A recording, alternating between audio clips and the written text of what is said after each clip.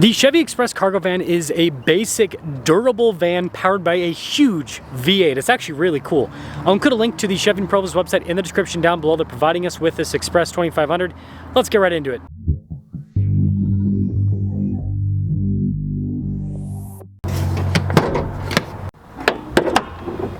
Now, shoehorned under the tiny hood is a 6.6 liter V8 naturally aspirated, goes through an 8-speed automatic, puts out 401 horsepower, 464 pound-feet of torque. I mean, this thing is seriously buried under there. Gotta love how tiny hood props are for cargo vans. If you're looking for more straight to the point reviews like this, make sure you subscribe. Now, they haven't changed the front end on this in a long time. If it ain't broke, don't fix it. Very basic lights, but it's a reliable system, and this bumper, also reliable and durable. So yeah, it might look a little bit outdated, but guess what? You won't have to worry about looking outdated on the side of the road because this thing ain't gonna break down. 245 by 75 by 16 for the tire and wheel setup. Again, pretty typical of a cargo van to have smaller wheels. Kind of smaller mirrors for a cargo van as well. They do have a little convex mirror on them. Now here's your side profile, and I feel like if you spray painted free candy on the side of this, it would just work perfectly. It just looks like that kind of van. This is leaf sprung in the rear, so it's actually got pretty heavy duty suspension. Now you probably noticed the side door. By the way, you have a clicker that can unlock and lock stuff, but it's not keyless entry, which, again, more reliable. Now this is not a van you can really stand up in. You gotta duck. Again, it's not a high roof or anything like that, but it does have quite a bit of space, and I like the fact that you already have this durable flooring that's easy to clean. This overlap here, that is gonna be a little bit annoying with cleaning, but they do give you a nice step here too. I will say the closing on this, very satisfying. These things are supposed to be able to tow like 9,600 pounds, so they're also capable from that standpoint. And then you do have rear doors. Let's actually see how far these swing out. I left the little, it's like a piece of toilet paper basically, toilet paper holder or whatever, on the handle to protect it. That's kind of funny. Very simple hinge design that allows this to open up very wide in the rear. And let's see if it just easily, yeah, it just clicks right back in. Man, this thing is great packaging. They built great stuff back in the day. Here's the rest of the rear, a little bit more basic with the looks, but again, that's the whole point of this thing. This is interesting. The gas fill up is in the middle of the driver's side. So like, what? Let's now pop up front. 8,600 pounds of gross vehicle weight rating, and then let's see what the payload is over here. 2,962 pounds. Good old-fashioned mirrors, like I said before, and again, this is all very just durable plastics. You can tell, high quality. Little control there, and again with the handle, it's got the little, call it the toilet paper holder. Both your windows, well, actually just the driver's automatic. And then look at the mirror adjustment. Manual cloth seats, and boy oh boy do these look retro. Man, they used to make stuff so nice. It does have some modern stuff like automatic lights. You can see some of the buttons here on the side for different features. And yes, you have to put the key in the ignition and twist it. Don't even have to put your foot on the brake. Just got a nice old steering wheel, durable with all the trim, cruise control on it. You cannot escape the OnStar lady, it won't turn off! Anywho, column shifter with manual shift function, and bada bing, bada boom! We've got a mostly analog gauge cluster. I mean, again, things used to be so nice, and it's very rare you can get this on a modern vehicle. Now, due to federal mandates, this does have a backup camera built into the rear view mirror, manual dimmer too. And then we've got a bunch of analog controls with no infotainment system. Automakers don't have to put an infotainment system in a car. They just choose to. Got your tow mode next to that. See a little 12 volt, there we go. It'll pop up. Stability control, everything's like really well built in here. Got some cup holders down below. It looks like it has even a little bin. It's kind of cool. Big old outlet here on the side, another 12 volt. More storage. There's a, is that like a handle? Kind of, not really.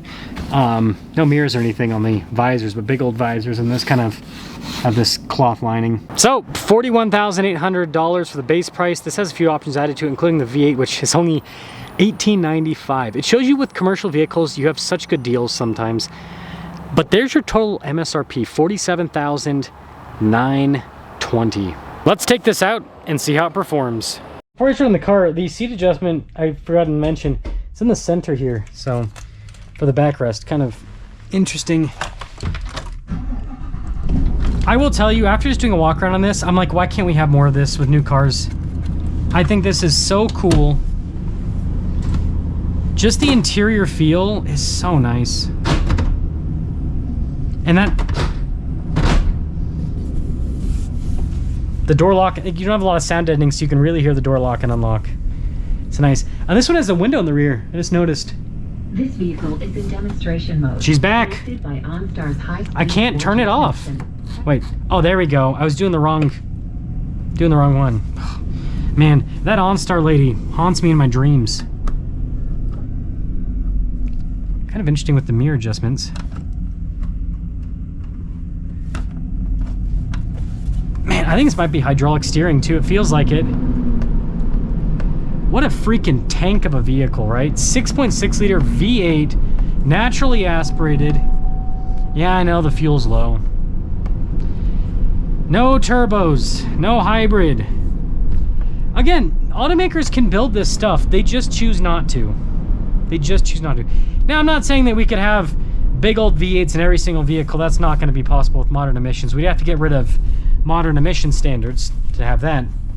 But automakers certainly can build more basic vehicles. They just claim that they don't make sense to build. Actually, we're going to go the other way. Because if we try to make a left-hand turn, it's going to take a century and a half. But yeah, they just choose not to. Because they want to make more money off the options. They claim that, oh, it's cheaper to put a touchscreen in a car. Phooey! It's not cheaper. Especially long-term when the screen breaks and it's way more expensive to replace. This crap, well, not crap, this beauty will never break. Even at 300, 400, 500,000 miles, this gauge cluster setup, this whole setup, it'll all work perfectly fine. And this thing power-wise, yeah, who would have ever thought that a Chevy cargo van would be a sleeper? I mean, it's got some power. Like, serious power. Again, it's a 6.6 liter V8. Just imagine this thing in, like, a car like the size of a Malibu. Think about how cool that would be. They did the Chevy SS back in the day, but they got rid of that. So, and this thing's actually really comfortable for a cargo van. Cargo vans are usually pretty jittery over bumps. This thing is darn comfortable. You go over bumps and it handles it really well. The compression's great. You can make simple vehicles that drive well. This is a perfect example of that. Perfect example. Man, I love this. This interior, you just know this interior will look like this at 300,000 miles. The new stuff looks like crap after 10,000 miles. I just want to get more V8 fun. This thing's genuinely fun to drive. Like, you gotta realize, this is a rear-wheel drive vehicle with 400 horsepower and a V8. It is so fun. One of the most exciting sleeper vehicles out there. It's crazy. Now, obviously, why do they have the V8 in this? For capacity and for reliability purposes. And this is the thing that is so frustrating about passenger vehicles versus commercial. Commercial vehicles, like automakers, have to make them reliable. So you'll note that they don't put stupid engines in them, they don't put stupid gimmicks in them, because if it's gonna make the vehicle less reliable, they're gonna lose those customers to another automaker just like that. They know that. So it's like they actually make this stuff good. Whereas the passenger cars, they throw tons of gimmicks and if it doesn't last long, that's fine. The person will buy they can just buy another new one. It's unfortunate, truly, but man, this thing's great. Just listen to this. Man, next time I see an Express, like some of them have the V6, which is not as powerful, but like, I'll always be wondering, man, can that thing take me to Gapplebee's because it's got a 6.6 liter V8? Chevy, if you're watching, any automaker if you're watching this, which they probably aren't, this is what a very large demographic of people want. Exactly this, right? Not necessarily cargo van format, so I shouldn't say exactly like this. But like, basic pickup trucks aren't basic enough. Basic SUVs aren't basic enough. Basic cars aren't basic enough. Like, people, there's a bunch of people that they just want something that goes A to B and they never have to worry about it. Right? They take it in for the oil changes and all that, but they don't want to take it in for, oh, got to get the computer reprogrammed because the computer glitched out. Like, it's just it's so annoying. It's so annoying to deal with. And getting into this, honestly, I love how, like, the cargo vans, getting into this feels so refreshing. It's weird. It's weird to say, but just driving this around, I'm like, man, I don't know. Cars used to all be like this, and now they're not. So, hopefully automakers pull their heads out of their you-know-what, stop going all in on tech. People don't want it. We have enough tech in cars. There's some people that want more than this, but like I would say the new car market only has like 15 million cars sold per year now. You could sell another 5 million plus new cars per year because there's only so many people that can afford a new vehicle, right? Even basic stuff's gonna be more expensive. But you could, the auto industry in the US could sell 5 million new vehicles more per year at a minimum if they just offered stuff like this across their lineups that was actually basic. It was actually more affordable. The basicness, the pricing represented the basicness. So, that's all.